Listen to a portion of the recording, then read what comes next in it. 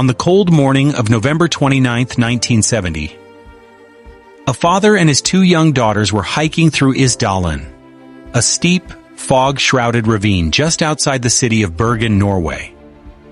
Locals called it Death Valley because of its dangerous terrain and the number of accidents that had occurred there.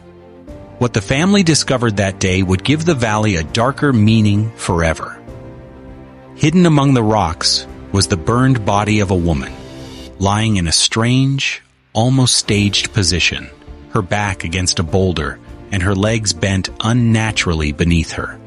She was badly burned, but not completely destroyed, and it was immediately clear that this was no ordinary hiking accident. There was no ID, no handbag, no wallet, nothing that would tell police who she was or why she had died in such a remote place. What lay around her only deepened the mystery. An empty bottle of alcohol, a plastic bag, a scorched passport cover with no passport inside, and a bottle of sleeping pills, most of them already consumed. The scene looked deliberate, as if someone had carefully removed every trace of her identity before leaving her to die alone in the valley.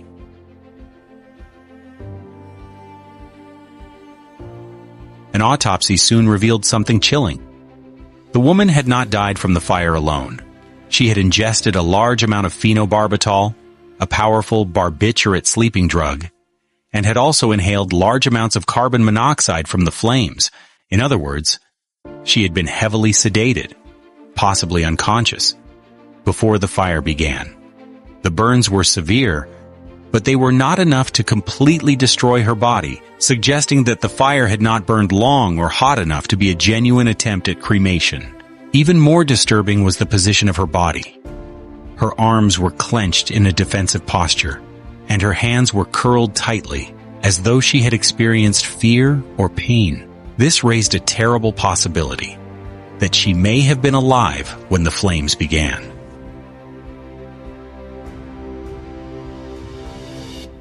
Police soon discovered that the woman had left 2 suitcases in a locker at Bergen's railway station.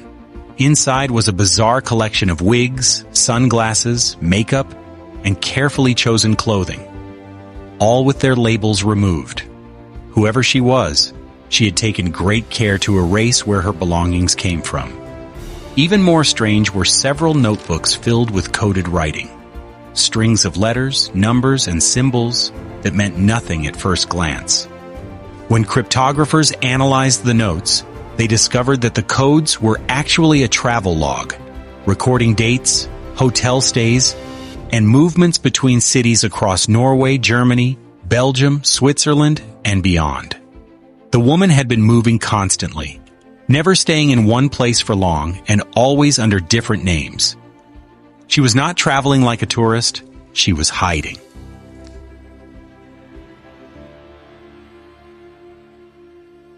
By checking hotel records, investigators uncovered at least 8 different aliases used by the same woman. Sometimes she claimed to be Belgian.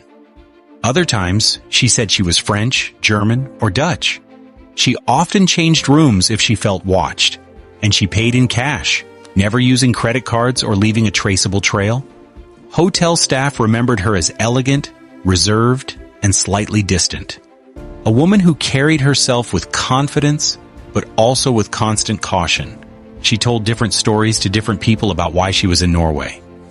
Sometimes she said she was a traveling salesperson. Other times she claimed to be an antiques dealer. None of it ever lined up. And no one ever truly knew her.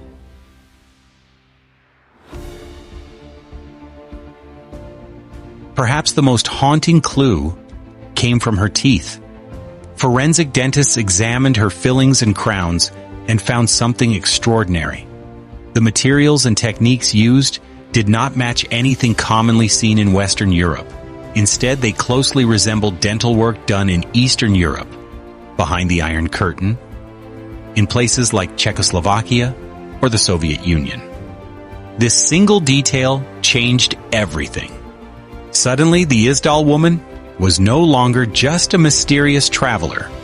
She might have been a Cold War operative.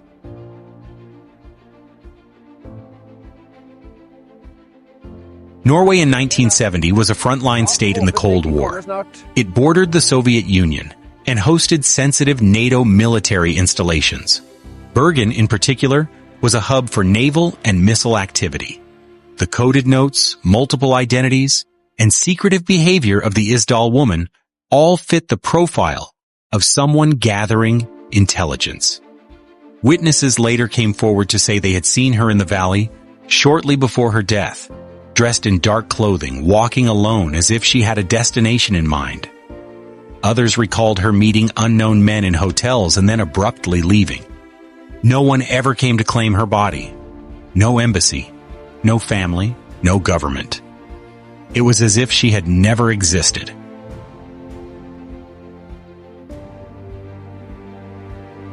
In 1971, she was buried in Bergen in a quiet cemetery under a simple grave marker that read, "Unknown Woman." Decades later, modern forensic science would reconstruct her face and extract DNA, but her true identity remains unknown to this day. Who she was, who she worked for, why she died, all unanswered. The Isdal Woman lived a life of secrets so complete that even death could not reveal her truth. She erased every label. She used false names. She left no fingerprints on history, and then she vanished into a remote Norwegian valley, leaving behind only ashes, code, and silence. In a world of Cold War shadows and hidden wars, she may have been one of the many people who existed only between the lines. Never meant to be known. Never meant to be remembered. But half a century later, we are still asking the same question. Who was the Isdal Woman? The Isdal Woman left behind no photographs, no family, no real name. Only ashes, coded notes, and questions that time has never answered. Whoever she truly was, she lived a life designed to vanish, moving through countries and identities like a ghost, leaving no trace behind her. Even in death, she remained hidden, her past locked away behind secrets that may never be uncovered. Some believe she was a spy. Others believe she was running from something or someone. But the truth is even more haunting. The world may never know why she died alone in that frozen valley, or who made sure she would never be identified. All that remains is a silent grave in Norway, marked only by the words "Unknown Woman." And in that silence lies one of the greatest mysteries of the modern age. If you want more true stories of forgotten lives, hidden identities, and the shadows where history hides its darkest secrets, stay with us. Because some mysteries don't end, they simply wait.